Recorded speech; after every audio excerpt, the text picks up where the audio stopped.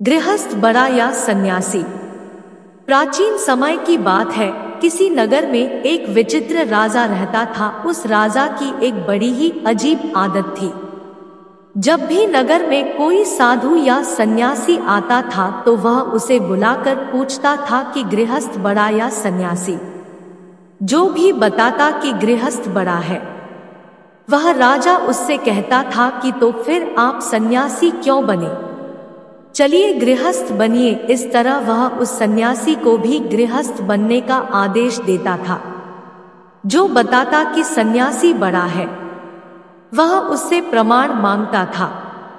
जो यदि वह प्रमाण न दे सके तो वह उसे भी गृहस्थ बना देता था। इस तरह कई संत आए और उन्हें सन्यासी से गृहस्थ बनना पड़ा। इसी बीच एक दिन नगर में एक महात्मा का आगमन हुआ। उसे भी राजा ने बुलाया और अपना वही पुराना प्रश्न पूछा, गृहस्थ बड़ा या सन्यासी।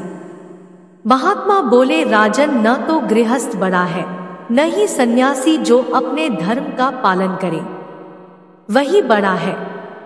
राजा बोला, अच्छी बात है, क्या आप अपने कथन को सत्य सिद्ध कर सकते हैं? महात्मा ने कहा, अवश्य, इसके लिए आपको मेरे साथ चलना होगा। राजा महात्मा के साथ चलने के लिए तैयार हो गया। दूसरे ही दिन दोनों घूमते घूमते दूसरे राज्य निकल गए। उस राज्य में राजकन्या का स्वयंवर हो रहा था। दूर दूर के राजा राजकुमार आए हुए थे। बड़े ही विशाल उत्सव का आयोजन किया हुआ था। राजा और महात्मा दोनों उस उत्सव में शामिल हो गए। स्वयंवर का शुभारंभ हुआ। राजकन्या राजदरबार में उपस्थित हुई। वह बड़ी ही रूपवती और सुंदर थी। सभी राजा और राजकुमार स्तब्ध होकर उसे देख रहे थे और मन ही मन उसे पाने की कामना कर रहे थे। राजकन्या के पिता का कोई वारिस नहीं था, इसलिए महाराज राजकन्या द्वारा स्वयंवरित राजकुमार को ही अपने राज्य का उत्तराधिकारी घोषित करने वाला था। राजकुमारी अपनी सखियों के साथ राजाओं के बीच घूमने लगी। वहां उपस्थित सभी राजाओं को देखने के पश्चात भी उसे कोई पसंद नहीं आया। राजा निराश होने लगे। राजकुमारी के पिता भी सोचने लगे कि स्वयंवर व्यर्थ ही जाएगा, क्योंकि राजकुमारी को तो कोई वर पसंद ही नहीं आया। तभी वहां एक तेजस्वी सन्यासी का आगमन हुआ। सूर्य के समान उसका चेहरा कांति से चमक रहा था। तभी राजकुमारी की दृष्टि उस युवा सन्यासी पर पड़ी। देखते ही राजकुमारी ने अपनी वरमाला उसके गले में पहना दी। अचानक हुए इस स्वागत से वह युवा सन्यासी अचंभित हो गया। उसने तुरंत वस्तुस्थिति को समझा और तत्क्षण उस माला को अपने गले से निकालते हुए कहा, हे देवी, क्या आपको दिखता नहीं मैं एक सन्यासी हूँ? मुझसे विवाह के बारे में सोचना आपकी भूल है। तभी राजा ने सोचा, लगता है यह कोई भिखारी है जो विवाह करने से डर रहा है। उन्होंने अपनी घोषणा दोबारा दोहराई, है युवक, क्या तुम्हें पता भी है मेरी पुत्री से विवाह करने के बाद तुम इस संपूर्ण राज्य के मालिक हो जाओगे? क्या फिर भी तुम मेरी पुत्री का परित्याग करोगे? सन्यासी बोला, राजन, मैं सन्यासी हूँ और विवाह करना मेरा धर्म नहीं है। आप अपनी पुत्री के लिए कोई अन्य वर देखिए। इतना कहकर वह वहां से चल दिया। किंतु वह युवक राजकुमारी के मन में बस चुका था। उसने भी प्रतिज्ञा की कि मैं विवाह करूंगी तो उसी से, अन्यथा अपने प्राण त्याग दूंगी। इतना कहकर वह भी उसके पीछे पीछे चली गई। वह राजा और महात्मा जो यह वृतांत देख रहे थे, उनमें से महात्मा ने कहा, चलो हम भी उनके पीछे चलकर देखते हैं क्या परिणाम होता है। वह दोनों भी राजकुमारी के पीछे पीछे चलने लगे। चलते चलते वह एक घने जंगल में पहुंच गए। तभी वह युवा सन्यासी तो कहीं अदृश्य हो गया और राजकुमारी अकेली रह गई।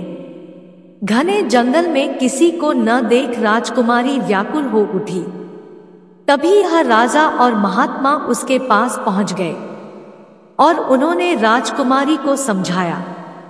यह दोनों उसे उसके पिता के पास छोड़ने के लिए ले जाने लगे। वह जंगल से बाहर निकले ही थे कि अंधेरा हो गया। सर्दी की काली अंधियारी रात थी।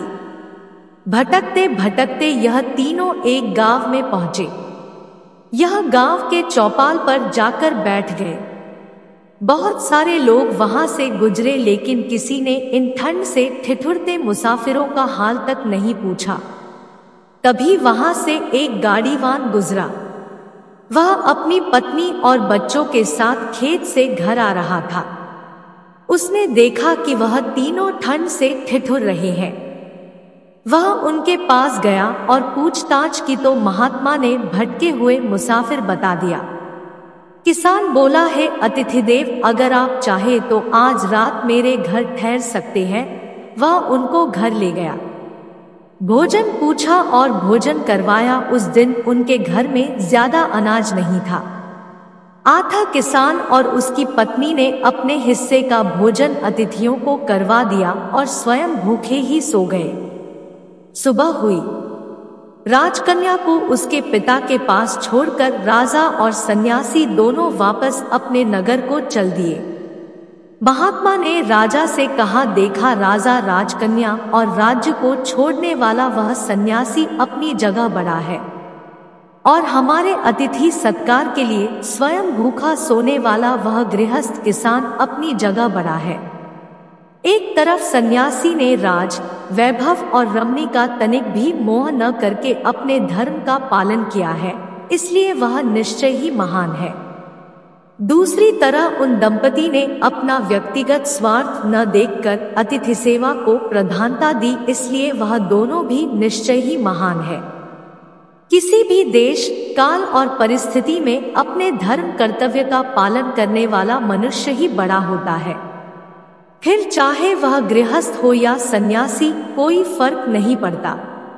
इस तरह महात्मा ने अपनी बात को सत्य सिद्ध किया। अगर हमारी कहानी आप लोगों को पसंद आई हो तो कृपया हमारे चैनल को सब्सक्राइब करें और वीडियो को लाइक करें।